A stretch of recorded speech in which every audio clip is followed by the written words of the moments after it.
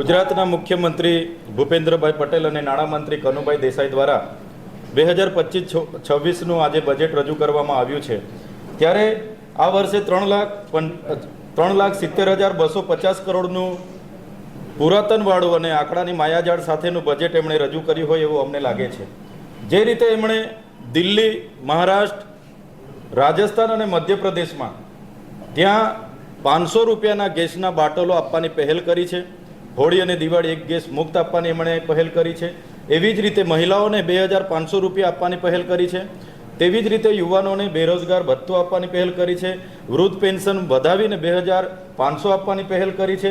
ત્યારે ગુજરાતમાં પણ અઢી દાયકાથી ગુજરાતની પ્રજા એમની સાથે છે, તો અમને આશા હતી કે ગુજરાતમાં પણ એવી જ યોજનાઓ લાવશે અને ગુજરાતના યુવાનો, મહિલાઓ, કિસાનો અને બધાને ન્યાય મળશે। આજે એમણે ગુજરાતમાં આદિજાતિ વિકાસ વિભાગ માટે એમણે જે 5,120 કરોડનું બજેટ એ લોકો લાવ્યા છે। આ બજેટમાં ન્યૂ ગુજરાત પેટર્ન જે આદિજાતિ વિકાસ વિભાગ દ્વારા સંચાલિત ટ્રાઇબલ સપ્લાનમાં દરેક જિલ્લાઓમાં હોય છે, એના દ્વારા એ બજેટ 37.5% વધારા સાથે 1,100 કરોડ કરવામાં આવ્યું છે।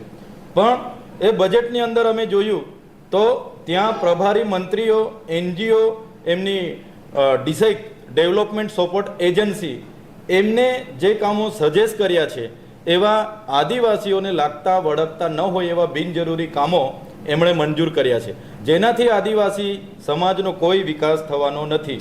અમે સમરસ, કુમાર અને કન્યા છાત્રાલયોની માંગો કરી હતી, એમાં પણ એમણે કોઈ રોડમેપ એમાં જણાવ્યો નથી। સાથે સાથે આદિજાતિ વિકાસ વિભાગ દ્વારા જે પોસ્ટ મેટ્રિક શિષ્યવૃત્તિની યોજના ચાલુ હતી, એ શિષ્યવૃત્તિની યોજના અમને આશા હતી કે આ બજેટમાં જે એમણે બંધ કરી છે પુનઃ ચાલુ કરશે, પણ એવી પણ કોઈ પણ જાતની જોગવાઈ એ અમારા ઉચ્ચ અભ્યાસ કરતા વિદ્યાર્થીઓ માટે એમણે કરી નથી। સાથે સાથે શિક્ષણનું એટલું મોટું બજેટ છે, 5,59,999 કરોડ, પણ એમાં આદિજાતિ વિસ્તારોમાં આજે પણ શિક્ષકોની ઘટ છે। ત્યારે 22,000 શિક્ષકોની જે ભરતીની પ્રક્રિયા હતી આજે પણ પેન્ડિંગ છે, એને ક્યારે પૂર્ણ કરવામાં આવશે એવી કોઈ પણ જાતની એમણે બહાલી કે આપી નથી। એવી રીતના આરોગ્યમાં પણ આરોગ્ય અને પરિવાર કલ્યાણમાં 23,385 કરોડનું બજેટ છે। એમાં લાખોની સંખ્યામાં આયુષ્માન કાર્ડ આપેલા છે, પણ એની જે એમપેનલ હોસ્પિટલો છે એની પણ નવી યાદી એમણે આપી નથી। સાથે સાથે અમુક મર્યાદિત બીમારીઓમાં જ એ કાર્ડમાં ઈલાજ થાય છે, એના સિવાયની બીજી બીમારીઓમાં એ કાર્ડમાં ઈલાજ થતો નથી। એના વિશે કોઈ પણ રોડ મેપ એમણે તૈયાર કર્યા નથી। સાથે સાથે નર્મદા જળ સંપત્તિ અને કલ્પસર વિભાગમાં 25,641 કરોડની જોગવાઈ કરી છે। ત્યારે આ નહેરોનું કામ હમણાં પૂર્ણ થવા આવશે, છતાં જે આદિવાસી વિસ્તારોમાં નહેરો દ્વારા, કેનાલો દ્વારા, ઉદ્વહન સિંચાઈ યોજના દ્વારા કે પાઇપલાઇનો દ્વારા જે નર્મદા, ઉકાઈ, કરજણ, કડાણા કે પાનમમાંથી પાણી સિંચાઈ માટે આપવું જોઈએ એના માટે પણ કોઈ એમણે પહેલ કરી નથી। સાથે ભાડભૂત બેરેક યોજના માટે 876 કરોડ રૂપિયાની એમણે જોગવાઈ કરી છે, પણ ત્યાં જે લોકોની જમીનો ગઈ છે એની વળતરની કોઈ વાત આમાં જોગવાઈમાં કરવામાં આવી નથી।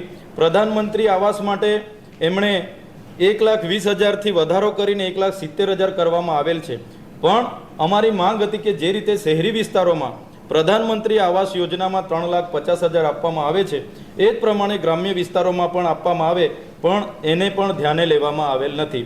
સરસ્વતી સાધના યોજના અંતર્ગત 84 કરોડ રૂપિયાની જોગવાઈ કરવામાં આવેલ છે, પણ 2023-24, 2024-25ની સાયકલો આજે પણ જે વિનામૂલ્ય મળવી જોઈએ તે આજ દિન સુધી મળી નથી, એની માટે પણ કોઈ એમણે જોગવાઈ કરી નથી। અને દાહોદ ખાતે ગ્રીનફિલ્ડ એરપોર્ટ માટે 210 કરોડ રૂપિયાની જોગવાઈ એમણે કરી છે, પણ ત્યાંની કોઈ પણ ગ્રામસભા, ત્યાંની જમીનના માલિકની સહમતિ કે કોઈ પણ જાતની પ્રોસેસ વગર બારોબાર એરપોર્ટની, ગ્રીનફિલ્ડ એરપોર્ટની જરૂર ત્યાં ન હોવા છતાં એમણે જાહેરાત કરી છે। ત્યારે એવી જ રીતે કિસાન સૂર્યોદય યોજનાની એમણે વાત કરી છે, પણ આજે પણ આદિવાસી વિસ્તારોમાં દિવસે વીજળી આપવાની કિસાન સૂર્યોદય યોજના ક્યાંય ચાલુ નથી।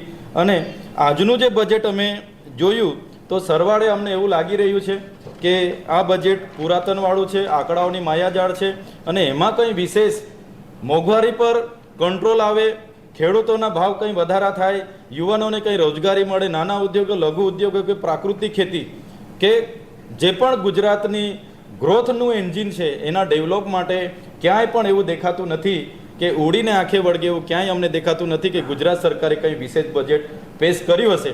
તો અમને જે આશા અને અપેક્ષા હતી ગુજરાત સરકાર પર કે ગુજરાતની જનતાને ધ્યાને રાખીને બજેટ બનાવવામાં આવશે, પણ એવું ક્યાંય જોયું નથી કે ક્યાંય દેખાતું નથી. ક્યાંક ને ક્યાંક રોડ રસ્તા હોય કે તમામ જગ્યા પર એમના એનજીઓ, કોન્ટ્રાક્ટરો અને એમના પ્રભારી મંત્રીઓના હવાલાના આધીન એમના જે ઇશારે આયોજનો બધા થયા છે, ત્યારે એ ચોક્કસ ને ચોક્કસ આ બજેટમાંથી આવનારા દિવસોમાં ખૂબ મોટી ગેરરીતિઓ બહાર આવશે એવું અમે સ્પષ્ટ માનીએ છીએ. આ બજેટથી અમને જે અપેક્ષાઓ હતી એમાં પાણી ફરી વળ્યા છે.